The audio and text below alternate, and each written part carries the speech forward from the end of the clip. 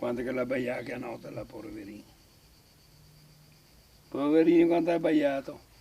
E Mojobuk, il pincher superstite della famiglia Parolin. Moito, il suo compagno di giochi, non c'è più, sbranato da un lupo.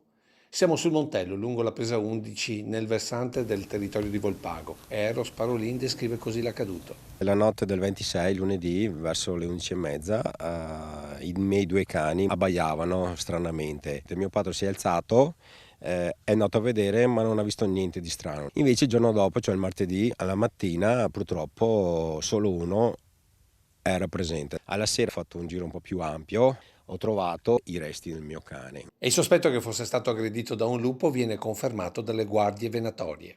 Anche perché il sabato scorso, cioè 5 giorni fa circa, lo hanno visto in una fototrappola praticamente a girarsi qua in zona.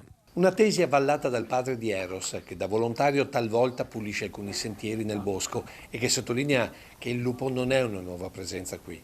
L'ho visto io qualche anno fa. Ma secondo lei ce n'è uno solo qua? No, minimo 3. Una presenza che cambierà le abitudini di questa famiglia con 2 bambini, ad iniziare dalle passeggiate da fare seguendo i consigli delle guardie venatorie. Non dico che non farò passeggiate, le farò sicuramente ancora, però i bambini devono essere vicino a me e dovrò portarmi qualcosa. Una storia che i Parolin hanno deciso di rendere pubblica per avvisare chi frequenta il Montello di non avventurarsi da soli, con bambini ma anche con cani o gatti. Voglio che si sappi, i turisti, gente che magari anche di sera di notte vengono su in mountain bike, devono sapere che ci sono questi animali che devono stare attenti. Per Orlando Parolin la soluzione è una sola. Bisogna eliminare i cinghiali?